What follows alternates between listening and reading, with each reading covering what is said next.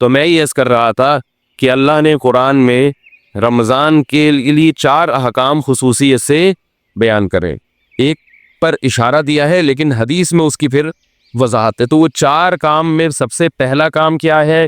بولو بھائی، روزہ۔ اس میں تو آپشن ہے ہی نہیں، وہ تو رکھنا ہی رکھنا ہے۔ دوسرا کام اللہ نے رمضان میں جس کا خصوصیت سے ذکر کیا ہے وہ ہے تلاوت قرآن۔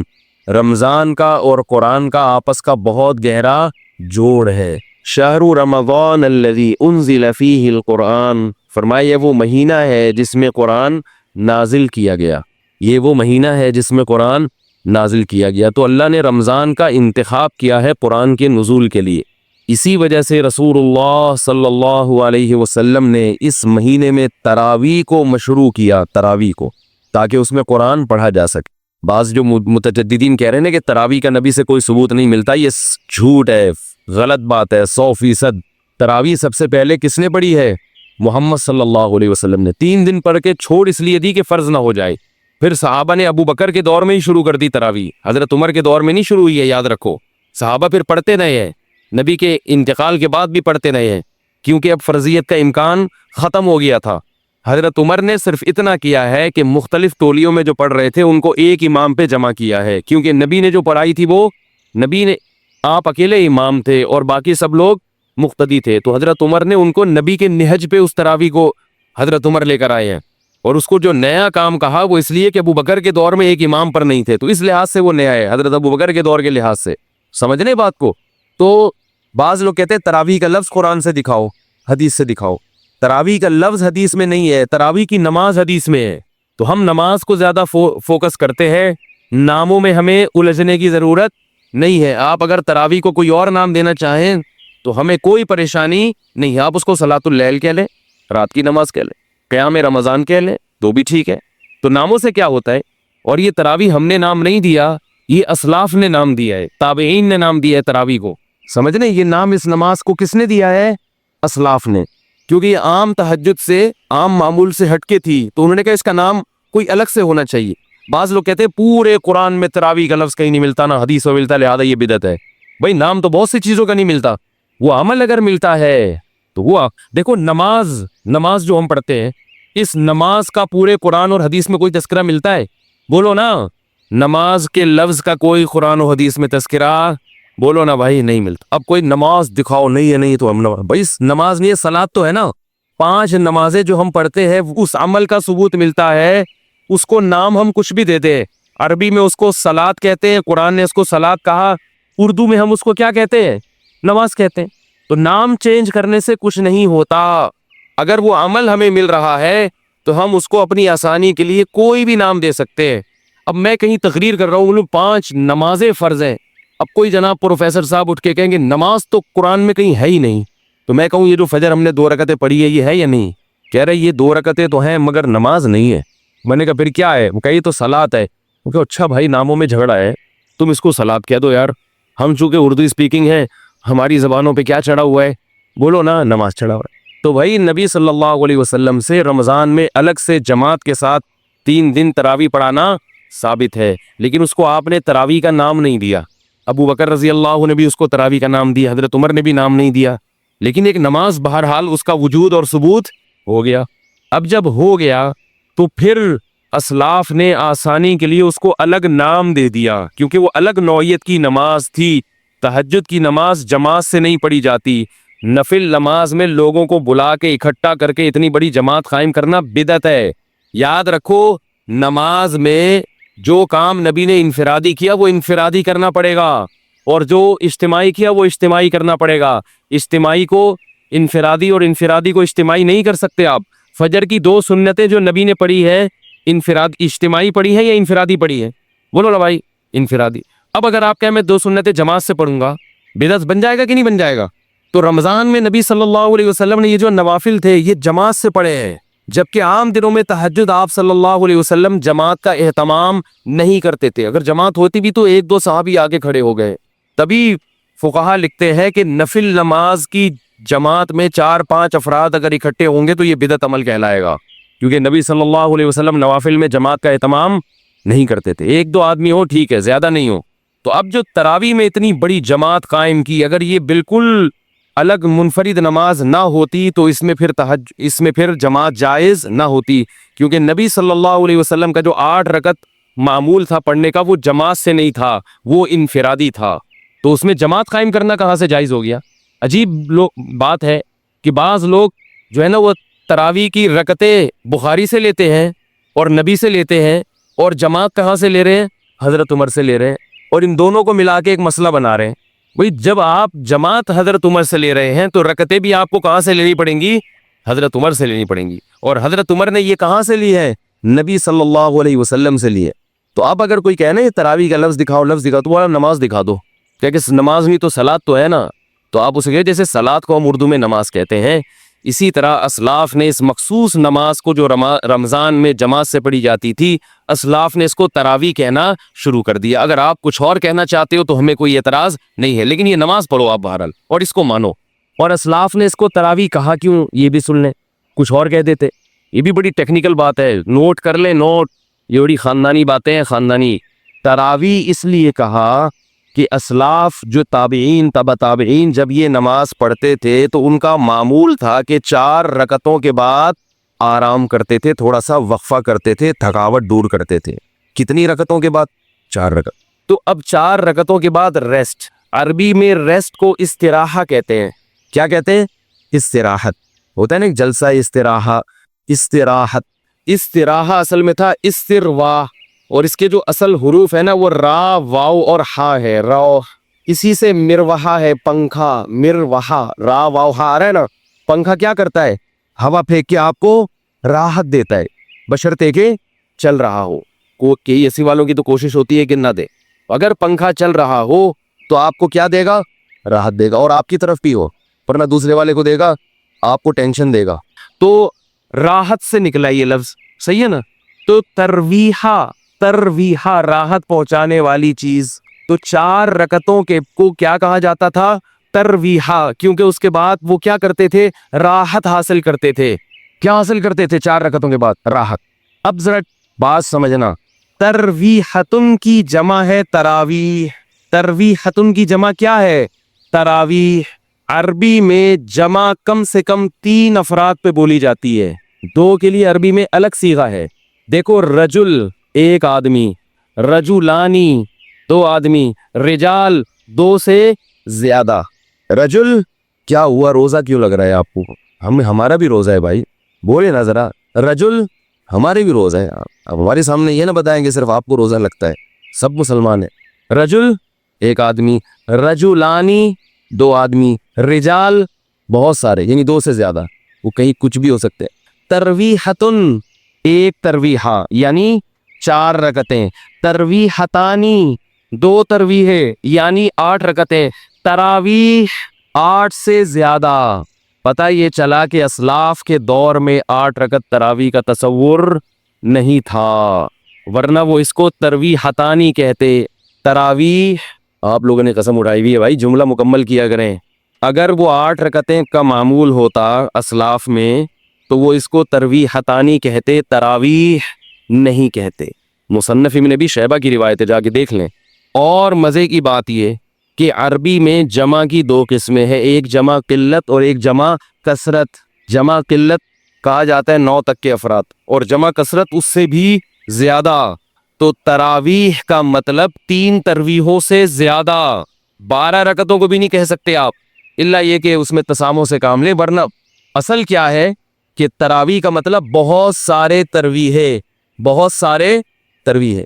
تو اس لیے کم سے کم تراویح کی مقدار، یعنی اس لفظ جو ہے نا یہ کم سے کم جن افراد پہ صادق آ رہا ہے وہ 12 رکعتیں کم سے کم، اور یہ لفظ بتا رہے ہیں کہ وہ 12 سے بھی زیادہ ہیں۔ تو یہ لفظ خود انکار کر رہا ہے کہ تراویح 8 رکعتیں نہیں ہو سکتی، یہ اسلاف، ورنہ اس کو یہ نام نہ دیتے۔ رہی وہ حدیث موطا امام مالک کی کہ جس میں آتا ہے کہ حضرت عمر نے 8 رکعتیں اور 3 وتر پڑھائے، وہ حدیث ضعیف ہے۔ اب میں اس کی سند میں جاؤں گا تو ٹائم لگے گا، گل ویلے دی تے پھل موسم دا والی بات کر لوں آپ کے سامنے، بھئی بات شارٹ مختصر ہو اور سمجھ میں آ جائے۔ اس حدیث، وہ موطا امام مالک کس کی کتاب ہے؟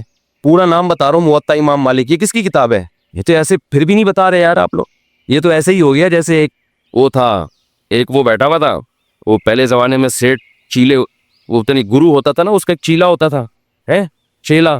تو جو چیلا تھا نا وہ بڑا مالدار تھا, اور گرو کیا تھا, غریب بیچارہ, ظاہر ہے اس کا نوکر تھا. ہمارے حضرت اس پہ یہ واقعہ اس پہ سنایا کرتے تھے کہ ہر مالدار آدمی میں عقل نہیں ہوتی, بعض دفعہ بیوقوفوں کو اللہ دولت زیادہ دے دیتا ہے, بلکہ زیادہ تر ایسا ہی ہو جاتا ہے, ٹھیک ہے نا, اللہ اپنی قدرت دکھاتا ہے. تو اور اگر اللہ یہ اصول بناتے کہ جس کے پاس پیسہ ہو تو اس کے پاس, جس کے پاس عقل زیادہ ہو پیسہ بھی ہوگا, تو بیوقوف تو بھوکے مر جاتے بیچارے. تو کیا ہے کہ عجیب حساب ہے کہ بعض دفعہ عقل بالکل نہیں ہوتی, پیسہ بہت ہوتا ہے. تو اس پہ حضرت یہ واقعہ سناتے تھے کہ وہ ایک چیلا تھا, بڑا مالدار تھا, اس کا ایک نوکر تھا. تو چیلے نے اپنے نوکر سے کہا, گرو سے کہا کہ مجھ سے وہ حضرت پنجابی میں سناتے تھے, بڑا مزہ آتا تھا مجھے, وہ پوری پنجابی اس طرح آتی نہیں ہے, تو میں کچھ اردو کچھ پنجابی کا تڑکا لگانے کی تھوڑی سی کوشش کروں گا, کیونکہ اس لطیفے کا پنجابی میں ہی مزہ ہے. جو لطیفہ جس زبان میں بنا ہو وہ اسی میں سننے میں مزہ آتا ہے, وہ کسی اور زبان میں جب ترجمہ ہوگا تو اس بیچارے کی لطیفے کی ایسی کی تیسی ہو جاتی. تو حضرت اس پہ سنایا کرتے تھے کہ وہ گرو نے اس سے پوچھا, بلکہ وہ سرائکی میں, کہ اپنے نوکر سے کہا کہ مجھ سے کوئی پہیلی پوچھو, لیکن یہ بتا دو اگر مجھے اس کا جواب نہ آیا نا تو تیری ٹھکائی لگاؤں گا میں. یعنی اپنے نوکر سے خود ہی اپنی ذہانت کا امتحان بھی لے رہا ہے, اور پھر یہ بھی ڈر ہے کہیں فیل ہو کے میں بیوقوف ہونا میرا ثابت نہ ہو جائے. تو کہہ رہا ہے کہ اگر مجھے اس کا جواب نہیں آیا نا, مجھ سے حل نہیں ہوئی, تو میں تجھے چھوڑوں گا نہیں. اور وہ بیچارہ پریشان, یہیں سے بیوقوفی شروع ہو گئی نا. اب وہ کہہ رہا ہے کہ یار سوچ کے کوئی ایسی پہیلی لے کر آؤ بہت ہی آسان ہو, بہت آسان ہو, جس کا جواب آ جائے. تو اب اس نے پہلی پوچھی کہ حضور بتاؤ کہ ایک جانور ہے تے پونچھ گھمیندی ہے. گھمیندی پنجابی کا لفظ ہے, سرائکی کا لفظ ہے, سرائکی ہے نا, تو سرائکی میں لطیفہ, پونچھ گھمیندی ہے چولہے کے گرد گھومتی ہے. یعنی ایک جانور ہے جو اکثر چولہے کے گرد گھومتا ہے اور دم ہلاتی ہے رہتی ہے, صحیح ہے نا. اور مزید آسان کرنے کے لیے بولے میاؤں میاؤں کرندی ہے. اب تو بات ہی حل ہو گئی نا. ایک جانور ہے جو گھر میں رہتا ہے, دم ہلاتا ہے اور اکثر چولہے کے گرد گھومتا ہے اور میاؤں میاؤں کرتا ہے. بوجھو کی ہے, بتاؤ بھائی کون سا جانور ہے. اب وہ سوچ میں پڑ گیا, اب وہ کیا ہو رہا ہے, سوچ, کافی دیر سوچنے کے بعد بولتا ہے کوکیڑ, مرغا. اب یہ نوکر نے بولا میری تو آئی شامت, اگر میں بولوں غلط ہے. بڑا ہوشیار تھا. اس نوکر نے بولا حضور لگتا ہے کسی نے دسیا ہے, یہ اتنا مشکل پہیلی کا جو آپ جواب لے کر آئے ہو, یہ لگتا ہے کسی نے آپ کے کان میں چپکے سے بتایا ہے. بڑے فخر سے کہتا ہے, اوئے عقل جی دوڑ ہے, عقل جی.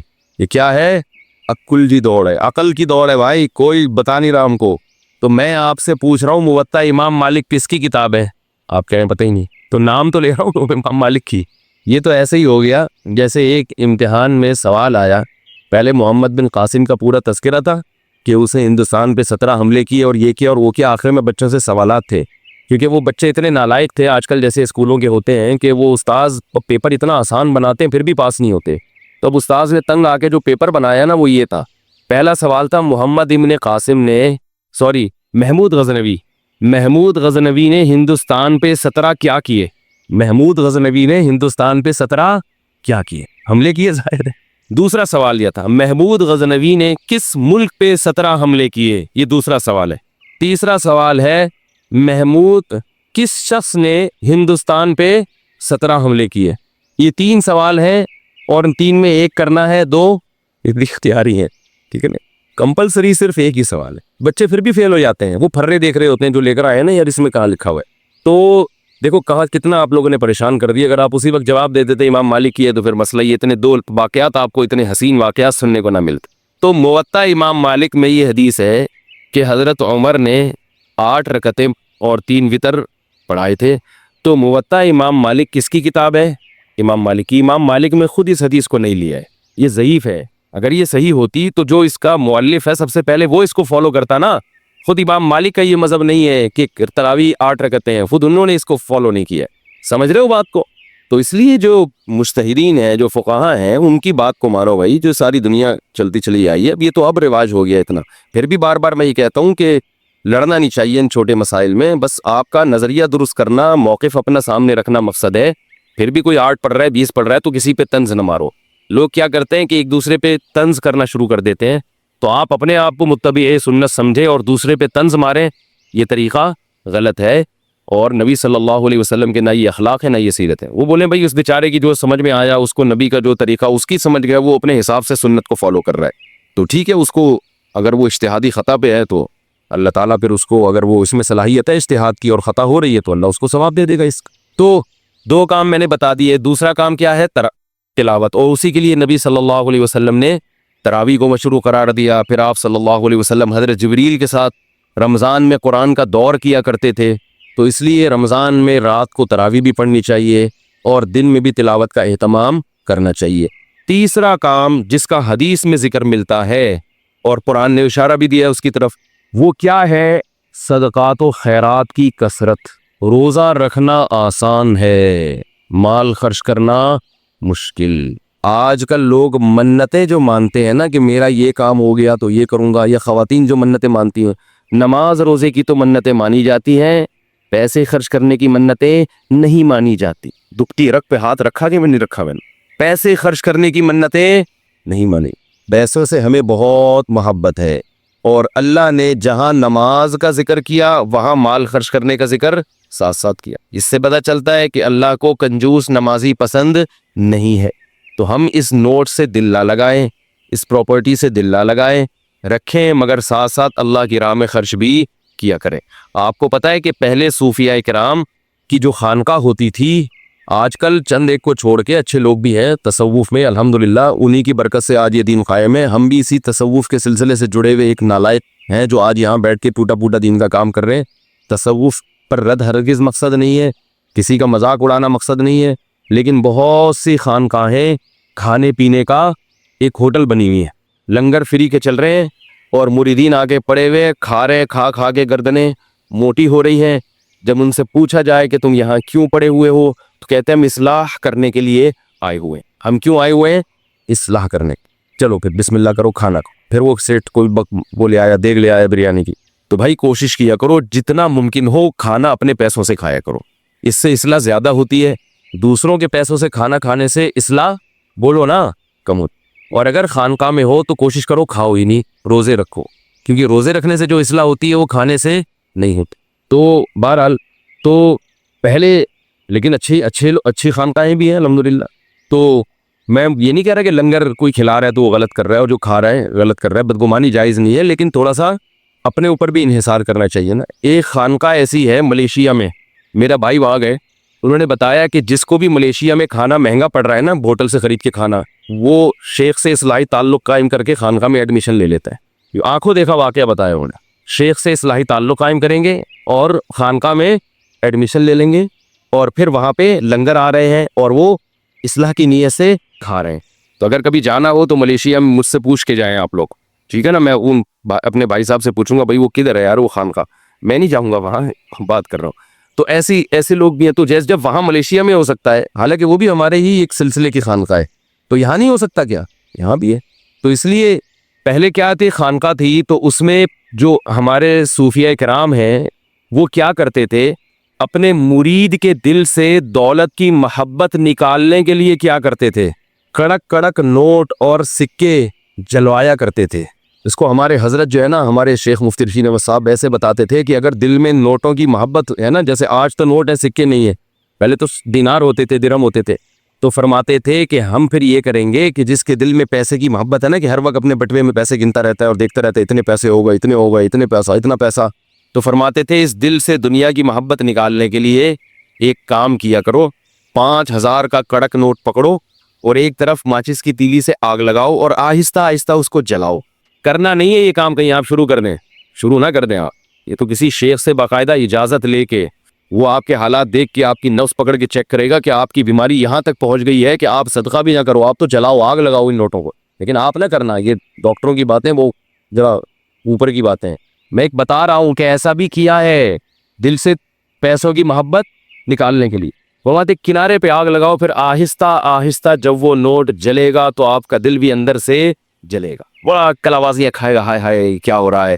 فرمایا پوری گڈی رکھی ہوئی، پھر دوسرا نوٹ، پبلک بھی دیکھے گی، بولے گی کیا ہو رہا ہے بھائی ہمیں دے دو، بولا نہیں آگ لگاؤں گا۔ آگ جب فزیکلی کوئی کام کیا جاتا ہے نا، فزیکلی، تو اس کے اثرات بھی آپ کی باڈی پہ پڑتے ہیں، آپ فزیکلی فٹ ہونا شروع ہو جاتے ہیں۔ صرف بیانات سنیں گے تو صرف ذہن متاثر ہوگا، آپ کی باڈی متاثر نہیں ہو۔ دیکھیں میں اگر آپ کو بیان کروں کہ روزانہ جو ہے وہ 2 کلومیٹر یا 5 کلومیٹر جاگنگ کرنی چاہیے روزانہ، آپ سنیں یہ تو کیا آپ ہلکے ہونا شروع ہو جائیں گے؟